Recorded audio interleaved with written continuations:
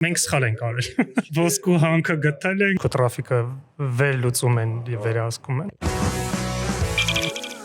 Բարև ձեզ, դուք դիտում եք Viva podcast-ը եւ այսօր մեր հյուրն է Հարություն Նահապետյանը եւ հենց դրանից էլ սկսենք։ Ով է Հարություն Նահապետյանը, երկու բառով, 4 Իսկականից։ Ով է Հարություն Նահապետյանը։ Մի ստիպի մտնենք ChatGPT եւ փորփրենք։ Մի հատ ինքնախոստովանական։ Խառը մարդ է Հարություն Նահապետյանը։ Ինչ որ մարդիկ կասեն, որ ինքը գործարար է, ինչ որ մարդիկ կասեն, որ ինքը եղել է բարմեն։ Տեսանք կան։ Այո։ Вообще, որերորդ մարդն է, որ իր CV-ի մեջ տենց անսպասելի կյանք ինչ որ փոլում, դա էլ է Թենիսիստ։ տենիսիստ։ Ես ինձ արդեն անվանում եմ նաև թենիսիստ։ Նաև ինչպես իմացանք նախքան ձայնագրվել է շանտեր, հրաշալի շանտեր ու տիրակալ, հպարտ շնատեր։ Շնատեր, այո։ Okay. Բելկադաշուն մանեկեք Instagram։ Okay, մի հատ դիմակը պատրի։ Ոնց ես ուզում որ քեզ հիշեն սերունդները, ինչով ես զբաղվում։ Մի ստիպի ես ասեմ, ես գիտեմ, այսինքն մենք խոսելու ենք Wi-Fi գովազդի մասին ու դրա հետ կապված բազմաթիվ էմոցիոնալ շերտերի մասին, բայց մի հատ ներկայացի, մասնագիտություն ու զբաղմունք։ Okay, մասնագիտություն, առաջի իրավաբանություն, երկրորդը տնտեսագիտություն, ավելի շատ զբաղվել եմ իմ կյանքում մարքեթինգով եւ բախտի բերման պատարմամբ նաեւ digital advertising-ով, որտեվ հիմնել եմ իմ գործընկերների հետ համահիմնադիր եմ Vimedia-ի, ոնց որ դու նշեցիր, մենք առաջին ենք, որը որ Հայաստանում սկսեց տրամադրել անվճար Wi-Fi գովազդ դիտելու դիմաց։ Բա այդ ենք ուզում լսենք Vimedia-ի Հարությունն է մեզ հետ։ Ահա։ Okay, այս ուղղակի բացատրեմ ինչի մասին է խոսքը։ Այն որ, չգիտեմ, օթանավակայանում կամ ինչ որ մոլում կամ տարբեր տեղեր, որտեղ կա հանրային Wi-Fi, այն որ մտնում եք, ասում է, okay, պետք է մի 10 վայրկյան նայեք այս գովազդը, սպասի, մի քիչ էլ սպասի, նայի, okay, այ հիմա արդեն կարող ես միանալ Wi-Fi-ին։ Այդ ինքն է ստիպում ձեզ, որ մի 10 վայրկյան այդ գովազդի վրա ուշադրություն դարձնեք։ Ոնց առաջացավ միտքը այդ ու ես փորձում եի հասկանալ այդ Հայաստանի բանա, թե աշխարհում էլ կա, թե այդ վիճակը Wi-Fi ոնց է ինքը, որտեղից է սկսել, որտեղից կամ եկավ միտքը, որ կարելի է մեծ Հայաստանում էլ տենց բանել։ Նախ սկսենք նրանից, որ մեր ընկերությունը, այսինքն Vimedia-ն 10 տարեկան է։ Այսինքն բավականին արդեն հին է, ստարտափ չի եւ այլն եւ այլն։ Ու բնականաբար պատմությունը մի քիչ արդեն տենց հին պատմություն է լինելու։ 10 տարի առաջ, երբ որ դու ուզում էիր սրճարանում կպնել Wi-Fi-ին, այդ Wi-Fi ռաուտերները, որը որ տեղադրված էր, շատ վատ ռաուտերներ էին։ Հա։ Պետք է գնայր մենեջերին ասեիր, կարաս մի հատ ռաուտեր ռեստարտ անես, որ ես է կարողանամ կպնեմ, որովհետև 10 հոգի մարդ կարող կպներ։ Հա։ Ոնց որ capacity-ն այդքան էր։ Ու մենք մի հատ լրիվ ուրիշ պրոյեկտ ենք անում, որը պահանջում էր ուժեղ Wi-Fi-ներ public place-երում։ Մենք սկսեցինք ներդրում անել եւ փոխել այդ վատ ռաուտերները լավ ռաուտերներով, հետո սկսեցինք ձեր հաշվին ուրիշ տեղերում, հանրային վայրերում։ Հետո սկսեցինք իրանց համակարգիչներ տալ, որ մեր այդ մյուս application-ը աշխատի ու հասկացանք, որ շատ վատ բիզնեսմեններ ենք մենք, որտեղ լիքը անվճար բան ենք տալիս ու ոչ մի ձև չենք մոնետիզացնում ու որոշեցինք, ասենք լավ, օքեյ, ինչ կարելի անել, գոնե Wi-Fi-ի մեջ եկեք գովազդ տնենք ու չունենք նույնիսկ նպատակ մեր սեփականը գրեինք։ Միտքը հենց ձեր միջից բխեց, դες չէ որ մեր խնդրից, այո, մեր խնդրից։ Շատ էնդեմիկ ձև է, ընդհանրապես նոր բան ստեղծելու։ Այո։ Ահա, ու այդ ժամանակ չկար տենց բան, հա, տենց դա նորություն էր։ Okay, միանգամից է նորությունները Հայաստանում, թե ամբողջ աշխարհում։ Չէ, Հայաստանում էր դա նորություն, ամբողջ աշխարհում դա կար, ինչ որ չափով։ Մենք պատկերացնում ենք, որ դա շատ տարածված բան պետք է լինի, եւ ասենք դել չենք էլ ուզում մեր սեփական ծրագիրը գրենք, մենք ոնց որ ի սկզբանե ծրագրավորման ընկերություն ենք, որը որ outsourcing-ով է զբաղվել երկար տարիներ։ Ուզում ենք ինչ որ պատրաստի լուծում գնենք կամ օգտագործենք ու չգտանք լուծում իրականում, որտեվ աշխարհում այդպես չէ, որ լուծումները շատ էին։ Ու դրա համար սկսեցինք մերը գրել, ստեղծեցինք, այսպես ասած, MVP, այսինքն առաջի parse մոդելը, որ համոզվենք, որ սա ինչ որ մեկին պետք է, մեկը պատրաստ է փող տա այդ Wi-Fi մեջ գովազ դնելու համար, հասկացանք, որ նման բիզնեսներ կան ու այդպես գնաց առաջ։ Իմ մոտ առաջին ասոցիացիան Զվարթնոցն է, օդանավակայան, բայց իրականում որտեղ սկսեցիք ճյուղավորվել, որտեղերում հետաքրքրություն առաջացավ միանգամից։ Առաջինը սրճարաններն էին։ Հա, Սեգաֆրեդոյի ցանցներ առաջինը։ Անուս մեծ մոլերը չէին, հա։ Չէ, առաջինը սրճարաններն էին, հետո մետրոներ, հետո Մեր մետրոում հիմա կա։ հիմա չէ, Հա, հիմա չկա։ okay։ Հետո մոլերն էին, հետո օդանավակայաններ։ Բայց հիշում եմ, հա, մետրոում ինչ-որ մի պահ կար։ Okay, իսկ բախվել եք քննադատության կամ այտենց լսել եք, որ մարդիկ ներվայանում են, ինչի պետք է։ Քանի վայրկյան է դեպ 10 վայրկյան։ 6 6 վայրկյան։ Okay, գիտեք ինչ բարեկամներ, ինձ թվում է ինտերնետի խաթր, նորմալ ինտերնետի խաթր կարելի է մի 6 վայրկյան համբերել։ Հա, իմ մոտ չի տպավորված էր տենց ինչ-որ մի 10 կամ նույնիսկ։ Այդ գիտես ինչից է, որովհետև Հոգեբանական է։ Չէ, որովհետև երբ որ ճանապարհորդում ես ու դուրս կպնում ես,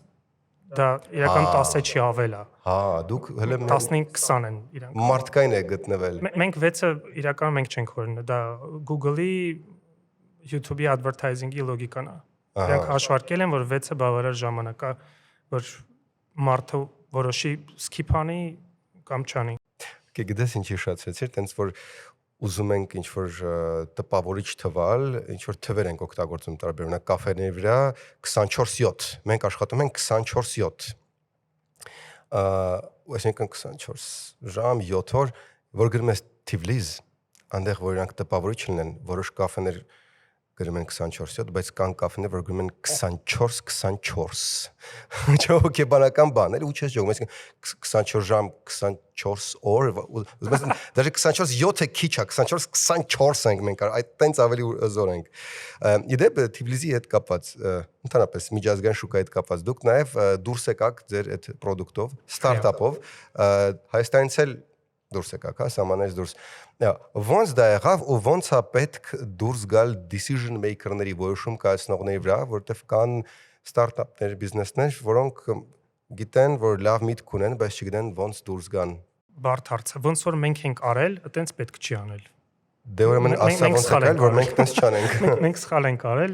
ես կարամ նաև ճիշտ ճանապարհ ասեմ, որ արդեն մեր փորձից եւ այսքան տարիների տարբեր տեսակի էքսպերիմենտների շնորհիվ առաջացել է արդեն պատկերացում, թե որն է ճիշտը։ Սխալը այն է, երբ որ դու մտնում ես այն շուկաներ, որտեղ կարծում ես, որ դե քո հարևանն է, հեշտ է, ոնց որ մեկին ճանաչում եմ, այդ մեկին կասեմ ինքը մի բան կանի եւ այդ սխալ մոտեցում է, այդպես չի կարելի անել, այո։ Դու պետք է անես ճիշտ շուկայի ուսումնասիրություն, մրցակիցներին հասկանաս, թե արդյոք կա այնտեղ թիմ եւ մարդիկ, ովքեր կարող են քեզ օգնել իրականում զարգացնել բիզնեսը եւ այլն։ Ու նույն Վրաստանի շուկայում, երբ որ մենք մոտ գործեցինք, մենք փորձեցինք Վրաստանի շուկան, մի քանի տեղ միացրեցինք, գովազդատներ կային եւ այլն, բայց չկարողացանք scale up լինելու, որովհետեւ ինչու։ Այսպես ասած, ռեպլիկատիվ բիզնեսներ կան, օրինակ բիզնես, որը որ Vimedian-ը կամ օրինակ Menu AM-ը, հա, լավ օրինակ, որը էլի գնացել էր Վրաստանի շուկա, զարգացավ, առաջատար դիրքեր զբաղեցրեց, բայց հենց այնտեղ թիմը սկսեց քանդվել կամ թուլանալ, իրանք սկսեցին իրանց դիրքերը կորցնել։ Ու նույնը մեր մոտ, այսինքն դու պետք է ունենաս շատ լավ, ուժեղ թիմ, այդ ռեսուրսը, որ այդ թիմը կարողանաս այնտեղ ստեղծես, զարգացնես, բայց շատ սյուր բան է ասում։ Երբ որ դու ստարտափ ես, դա բարդ է։ Մենք այդ ժամանակ ստարտափ ենք, մենք դրան պատրաստ չենք։ Դու պետք է պատրաստ դա անես։ Մենք այդ level-ում չենք։ Բայց օրինակ քեզ բերեմ, կամ ուրիշ օրինակ բերեմ։ Մենք մտանք նաև Պարսկաստանի շուկա։ Okay։ Պայմանագիր կնքեցինք իրանց ամենախոշոր ինտերնետ պրովայդերներից մեկի հետ, Asiatek-ա կոչվում, ոնց land-based ինտերնետը։ Ու իրանք ասացին, okay, մենք ուզում ենք ձեզ հետ աշխատենք, մենք ձեզ կտանք թե Պարսկաստանի 10 հատ ամենակարևոր օդանավակայանները, բոլոր գնացքի կայարանների, մենք Wi-Fi ունենք այդ կտանք ու մի 100 հատ մոլ։ Ինչի՞ չես Rolls-Royce-ով եկել ուրեմն այս ոդքասթի։ Ես էլ եմ նույնպես մտածել, ես վերջում ոնց որ մենք գտել ենք Այդ բանը ոսկե հանքը գտել ենք, ինչ լավ է, այդ ամենը միացրեցինք ու իմիջիայից մենք 0 ներդրում ենք արել այդ միացնելու վրա, այսինքն զուտ մեր ծրագիրը on-line կպել է իրենց համակարգին եւ դից փորձարկել ենք մենք։ Ոստեղ թող կանգնի պատմություն, որտեղ այսպես լավատեսական նոտայի վրա էլ ուզում ենք։ Շնորհակալություն։ Շնորհակալություն։ Okay, հիմա խիզախների համար, ովքեր մնացին մեզ հետ, կպատմենք ինչ եղավ հետո։ Հետո մենք միացրեցինք ծրագիրը ու նայում ենք ցուցանիշներին, թե ինչքան մարդ է միանում Wi-Fi-ին, ու պարզվում է, որ այդ ամբողջ իրենց այդ ցանցով հանդերձ ավելի քիչ մարդ է միանում Wi-Fi-ին, քան մեր Հայաստանի ցանցը։ Okay, միրական։ Ու մենք սկսեցինք հարցեր տալ։ Մեզ ինչա կատարվում։ Մարդկանց մարդիկ հեռախոս չունեն կամ գուցե այտենց շատ մի 20 տարի հետ են մեզանից, ինչ է պատճառը։ Պատճառն էր, որ իրականում մարդիկ չեն օգտվում անվճար այդ ինտերնետից, որովհետև դու ինտերնետից օգտվելուց առաջ պետքա քո պասպորտի համարը գրես։ Ոնց որ մեծ ցանկ պետքա լրացնես քո անձնական տվյալների։ Մեր մոտ դա չկա, հատուկ իրանց մոտ carte de mail-ը կոչվում, ինչա կոչվում, ինչ որ տես մի հատ բան է, ID-ի պես համար է, որ դու պետքա լրացնես ինտերնետից օգտվելուց։ Մի փոքր տենց տոտալիտարոտ շատ թեթև էլեմենտ էր, որ թեթև էլեմենտ էր, որը մարդկանց փաստացի հուշտ էր անում, դա հուշտ էր անում։ Այո։ Դե պատկերացնում եմ, մեր մոտ էլ եթե գնում ես մոլ ու մեկ էլ ասենք դες ինչ անձնագրի տվյալը մի հատ կոշիկի բանը չափը։ Ու նաև որ դու գիտես, որ այդ Wi-Fi-ին կպնելուց քեզ ամբողջ քո տրաֆիկը վերլուծում են, վերահսկում են։ Okay։ Այո։ Երկրի սպეციფիկ, այդ դրա համար եմ ասում, այ որ եթե մենք անենք լավ շուկայի ուսումնասիրություն, միգուցե այլ կերպ վարվեինք։ Էլ ինչ ընդհանրապես ասա քարտեզի որ երկրներն եք դուրս եկել կամ փորձել մի հատ հասկանանք post-sovet կա այսպիսի գաղափար software as a service այսինքն քո ծրագիրը դու տալիս ես այլ ընկերության օգտագործման համար եւ այդ ընկերությունը բիզնես անում քո ծրագրով կոպիտ ասած այդ մոդելով մենք համագործակցեցինք Տաջիկստանում եւ Ուզբեկստանում նաեւ Իսպանիայում բայց դա էլ այդքան էլ ուժեղ մոդելներ չեն մեր բիզնեսի սպეციფիկայից ելնելով։ Մեծ բաներ պետք է անես, որ առաջ կարողանաս դա։ Ինչը մեզ բերում է մեր հաջորդ մեծ հարցին, դուք որոշեցիք չսահմանափակվել, տենց ինչ-որ նոր բաներ մտածել եւ հիմա ունեք նոր product, որը կոչվում է մոտավորապես հայկական ChatGPT generative AI-ով։ Այդ ինչ է։ Ոնց են դա։ Ես չգիտեմ այդ ինչ դու նոր ասեցիր։ Գուցե ես տենց շատ պրոֆեսիոնալ չեմ արտասանում, բայց ինչ որ բան ստեղծել եք ու ինքը լավ բան է, ու ինքը կապ ունի GPT-ի հետ։ Ավելի մոտիկացա։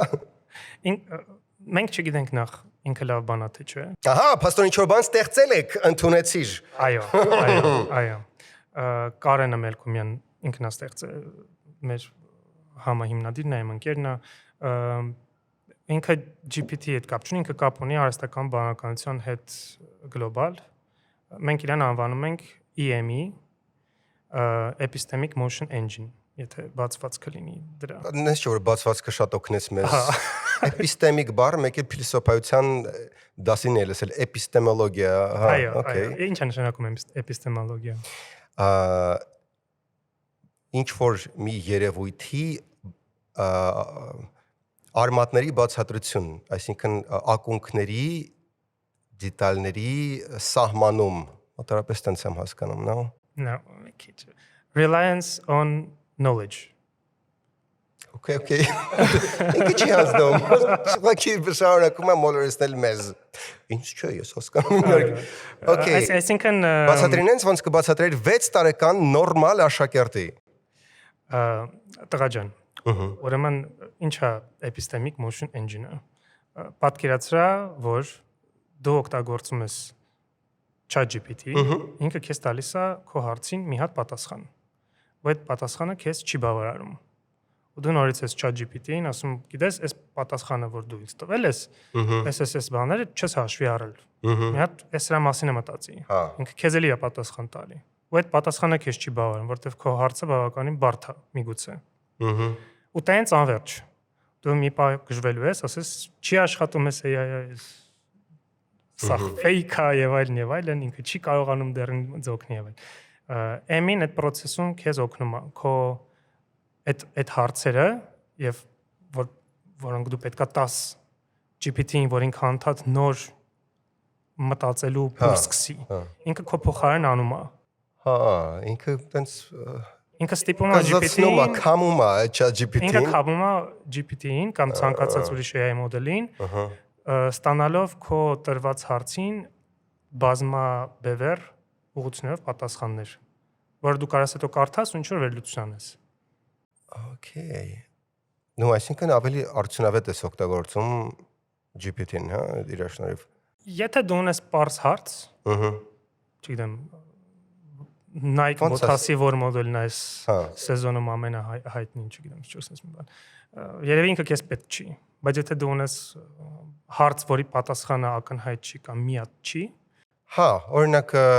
ոնց է ստեղծվել Nike-ը, խնդրում եմ պատասխանի նենց, որ պատասխանը օգնի ինձ Հայաստանում նմանատիպ սեգմենտի համար կոշիկ սկսեմ արտադրել։ Okay, դե ինչ թիմ է աշխատում դրա վրա, արդյոք դա կոմերցիոն պրոդուկտ է, թե առայժմ տենց բզբզում եք։ Չէ, դա շատ նոր է, այսպես ասած։ Մենք դեռ այն փուլում ենք գտնվում, որ ուզում ենք հասկանանք իր օգտագործման ամենաէֆեկտիվ ուղղությունները որոնք են։ Ինքը հասանելի չի publicly դեռ։ Երբ որ հասանելի լինի, ես անպայման կկիսվեմ։ Ու իր հիմնական սպառողը այս փուլում բիզնեսն է հավանաբար լինելու, բայց ինչու՞ չէ, մենք մտածում ենք, որ նաև ինքը կարող է օգնի ցանկացած մարդուն ինչ որ հարց, որ ինքը միգուցե ունի եւ չի կարողանում AI-ով պատասխան ստանալ, Էմին իրան օգնի։ Հա, այսինքն կոնկրետ դեռ սեգմենտը չեք որոշել ում համար է դա, ինչ որ բիզնեսի, թե սովորական մարդու համար կամ գիտնականի համար, ով ուզում է։ Գիտես խնդրումը որն է, որ ինքը ոչ թե product է մի հատ փաթեթավորված ինչ-որ բանի մեջ, այլ ինքը engine է, հենց բառից բուն իմաստով, ինքը հասկացա, ինքը տենց օժանդակ ինչ որ մոտոր է, որը տենց օգնում է ուրիշ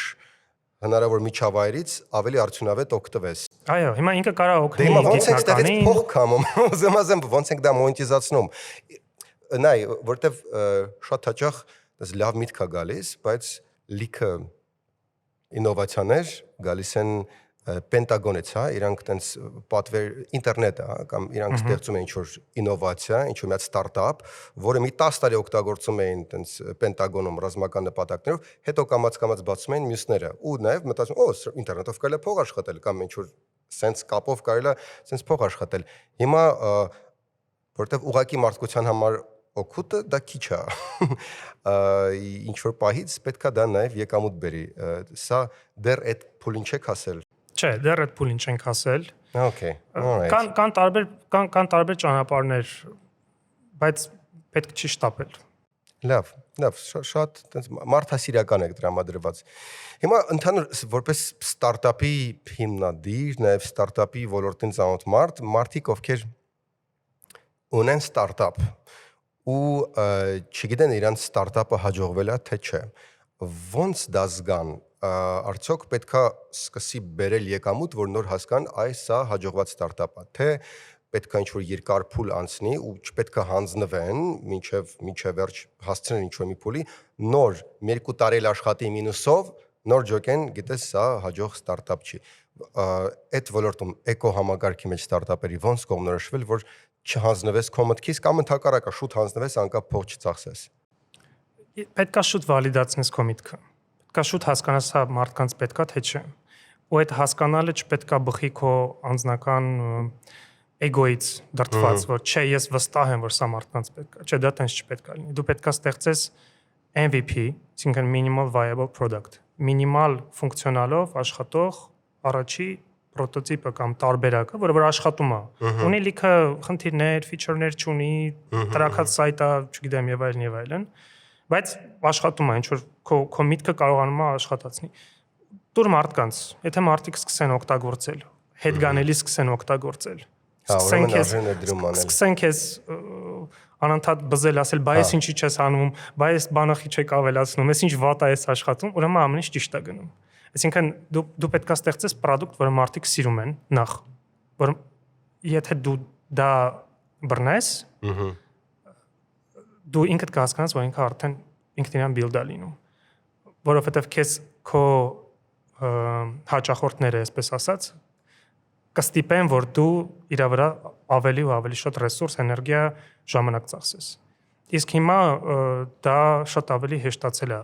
արհեստական բանականության շնորհիվ, եթե դու առաջ պետքա, չգիտեմ, ունենայիր շատ ուժեղ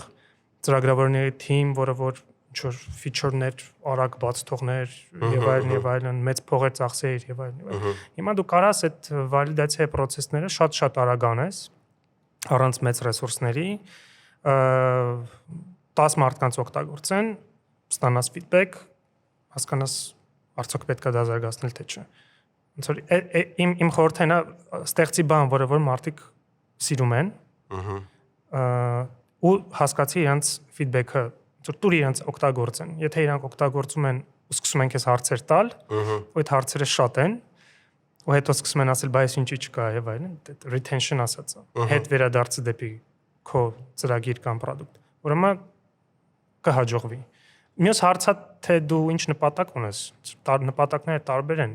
Մեծամասամբ ստարտափին համոզում են, որ դու պարտադիր պետքա գնաս, չգիտեմ, այնտեղ VC-ից փող վերցնես, ընկերությանդ share 10, որ դառնաս unicorn, VC-ին vice president-ն է, հա? Չէ, vice venture capital։ Okay։ Ներդրումային ընկերություններին։ Ես դա գիտեի, ուղղակի մոռացել էի։ Ես գիտեմ, դու ուղղակի հիմա բան ես անում։ Նայ, իսկ կա փուլ սկզբում, որ քեզ կարող են ասել դե անկա բանա, չարժի սրանով զբաղվել, բայց դու զգում ես, որ սա կարա աշխատի, տենց դեպքերում ինչ անել։ Օրինակ, ձեր product-ների ժամանակ կար ժամանակ, ասում են, ապեր թարգի, սա չի աշխատելու, էլի, տենց ինչ ինտերնետ գովազդ, սեն ամենտեղ գովազդ դա մեկա, կային տենց հակառակ չխրախուսող մարդիկ։ Չէ։ Չէ։ Դե ձեր բախտը մեր բարակայում չկա, չէ, բայց այստեղ ուրիշ է, այստեղ կարևորը հասկանաս դու ում ես հարցնում դա։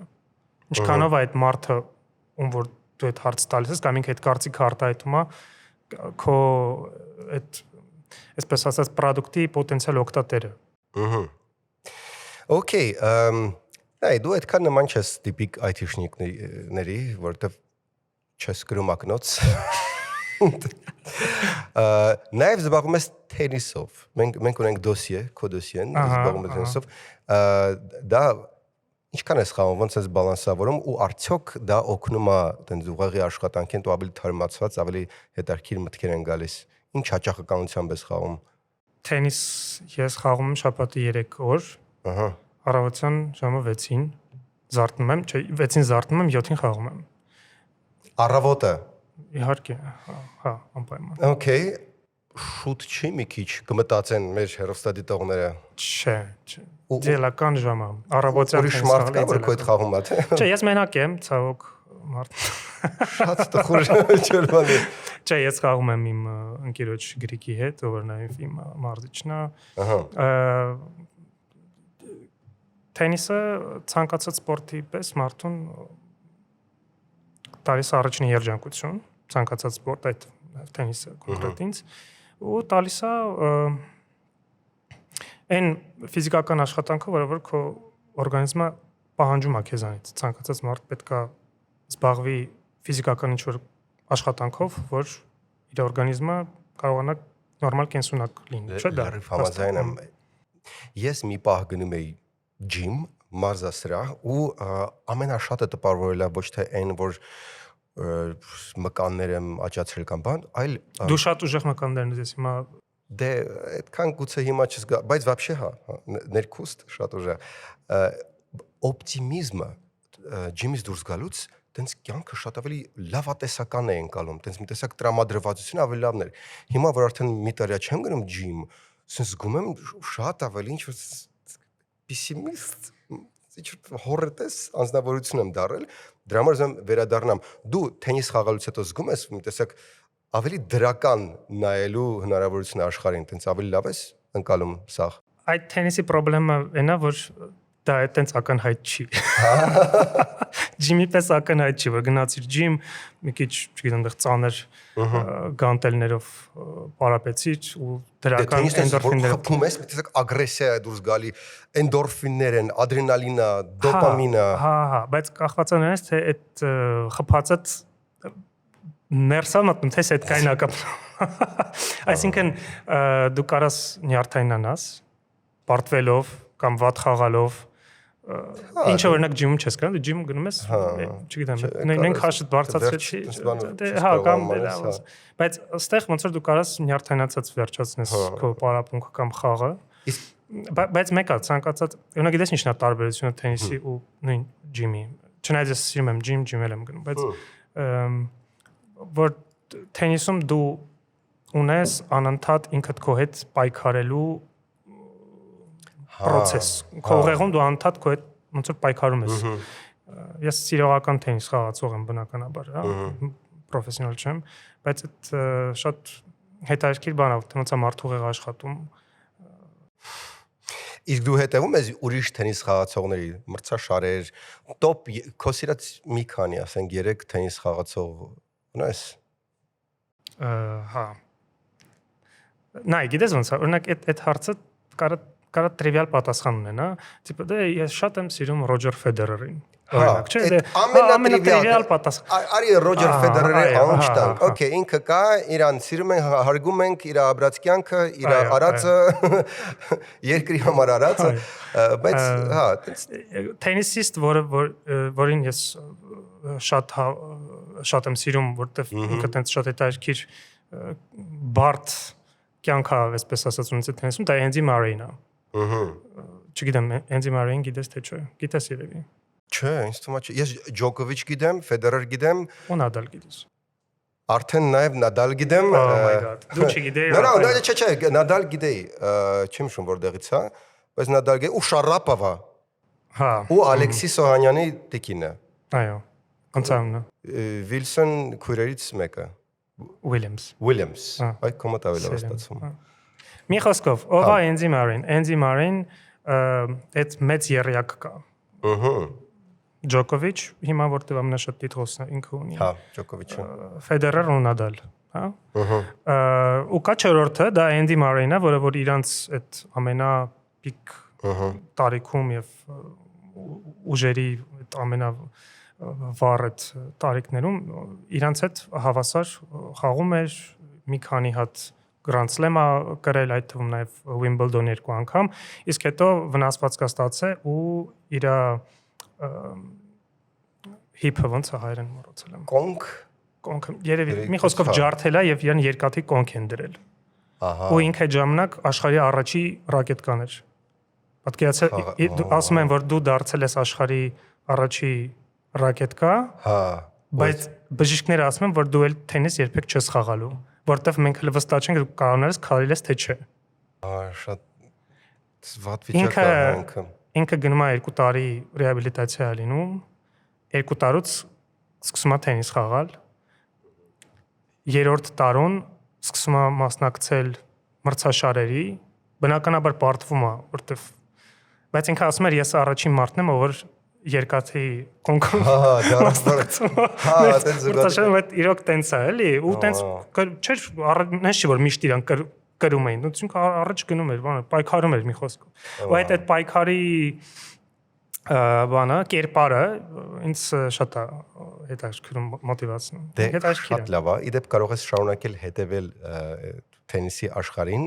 որովհետև Vivan ունի համագործակցություն Fast TV-ի հետ, որի միջոցով որոշ փաթեթներում կարող ես առանց ինտերնետ սպառելու դիտել այտենց լավ խաղեր ու այտենց լավ թենիսիստների։ Ես շատ ուրախացա ինձ։ Ավելի կոնկրետ այդ փաթեթների մասին ներքև կգրենք, բայց նրանք կան։ Ես կանչ։ Հարուտ։ Վստահ եմ կյանքում ստացել ես շատ խորհուրդներ, որտեվ դու մարդ ես, ոնց որ հայս, իսկ հայերը աննարա ապրեն առանց 3 միլիոն խորհուրդ ստանալու իրենց կյանքում, որն է որ ամենաշատ ազդեցությունն է քո վրա ունեցել։ Ինչ որ տենց մի հատ խորհուրդ եղել է, որ քեզ ասել են ու էդի նստել է մեջդ ու բերել արդյունքների։ Չէ, ինձ թվում է տենց բան չկա։ Տենց չկա, որ գիտես, ինչ որ մեկը սենց իմ կյանքում տենց եկել է ասել է, գիտես ինչ կա հարուտ։ Հա։ Այս սենց մի հատ սենց արո սենց կլինի կամ։ Չէ, ինձ թվում է ավելի շատ ազդում է ընդհանուր միջավայրը, որում դու ապրում ես։ Ու այդ միջավայրն է նաև բերում խորհուրդների բազմություն, որոնք որ ընդհանրական են դառնում։ Օրինակ, եթե վերացենք դա ընդհանրական խորհրդի, դա, չգիտեմ, չհանձնվես, բարձ խորհուրդ։ Դա առաջի հայացքից թվում է ինձ պրիմիտիվ, չհանձնվես, բայց ինքը բավականին խորքային իմաստ կրող բան է, նմանդ դու զբաղվում ես բիզնեսով։ Դու անդադ ունես up and down-ներ, ու այդ up and down-ներում դու պետքա կարողանաս առաջ գնալ։ Կամ եթե ընկել ես, վեր կանաս, թափտաս։ Իմիջիայլից դու ի սկզբանե իրավաբան էիր ու հետո տենց մտար տնտեսագիտություն, մարքեթինգ, այդ քո որոշումներ, թե ինչ որ մեկը խորհուրդ տվեց, ասի գիտես ինչ, մի հատ էլ որ մարքեթինգ գնաս, շատ լավ կլինի։ Չէ, դա իմ որոշումն էր, որը որ եկավ այն փուլում, երբ որ սկսեց social media-ն զարգանալ։ Social media-ն բերեց, կարելի ասել, նոր digital մարքեթինգի բում աշխարհում։ Ձեր միջև այդ կար Google-ը, որը որ անում էր PPC կոչված, այսինքն այն որ մտնում ես Google ու առաջի 2 կամ 3 բերած պատասխանը գովազդ է, չէ՞։ Հա, դա pay per click է կոչվում, այսինքն Google-ը ստանում է փող ամեն անգամ, երբ որ չէ, այդ բիզնեսից ստանում է փող, երբ որ ինչ որ մեկը կլիկ է անում իր գովազդի վրա։ Դրանց ավել բան չկար, կոպիտ ասած։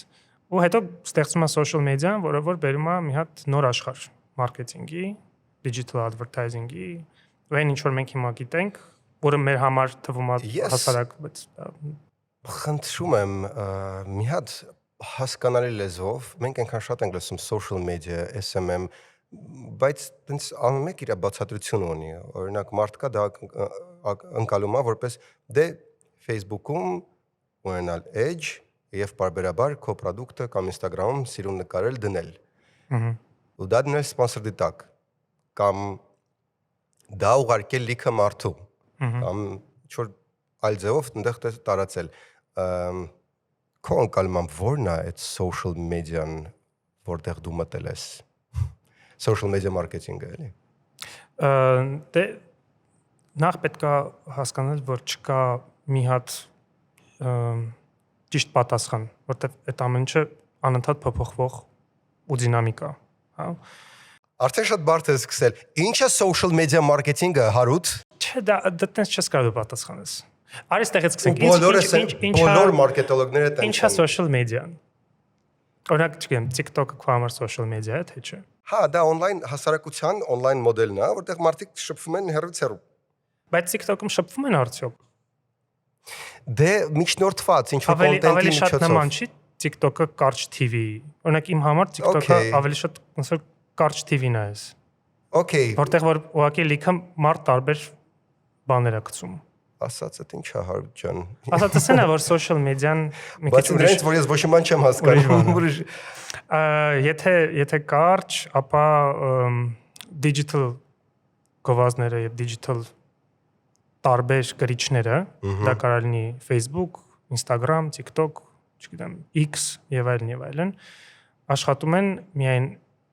այն դեպքում, երբ որ դու իրանց անհատական ես մոտենում, հասկանում ես ով է այդ կոնկրետ գրիչում քո լսարանը ու ոնց ես դու իր հետ մեսենջով շփվում։ Այսինքն եթե դու ուզում ես Facebook-ում սիրուն պոպուշ նկարներ դնես եւ գովազդի տակ դնես ոնց որ դու ընդհանրեցիր, հավանաբար դա չի աշխատելու։ Ու դա լինելու է մի քանի պատճառով։ Նախ որտեվ պոպուշ նկարներ էլ չեն աշխատում, աշխատում են կամ չեն աշխատում, ֆիզիկների փոքր։ Ֆիզիկները այդ մի քիչ անցել է, հա, ոնց որ դու պետք է անդադ հետևես տրենդերին, հասկանաս ինչ տեսակի մեսեջներն են արձագանք ստանում ու ոնց է պետք իրանց ադապտացնել քո բիզնեսին։ Okay, since post-modernistական նոտայով էլ մոտենում ենք ավարտին ու վերջում ըստ մեր ավանդույթի պետք է հարցնենք, ինչ գիրք խորտ կտարի մարդկանց, ընդհանրապես կյանքում, որ երբևէ կարծում ես մի անգամ պետք է կարդան մարդիկ։ Բացի Գարի Պոտերից։ Ընդունվեց։ Մի անգամ էլ ընդունվեց։ Լսում եք, որ մեկը, 4-ը, 5-ը։ Ես երևի կգնամ բարդ ասել։ Դες հիմա ինձ գցեցիր տոպիկի մեջ։ Okay, ես 3-ն եմ կարդացել, ու ենել որտեվ ստիպված էի, բայց դու կարաս ասես սկզբում ավելի դարքիր թե դեպի վերջ։ Մեջտեղները։ Okay. Գարի Պոտեր մեջտեղները բոլոր խանութներում գտեք եւ կարդացեք։ Շնորհակալություն Հարութ։ Շնորհակալություն Սերգեյ։ Իսկ մենք դիտում ենք Viva Podcast-ը։ Boom.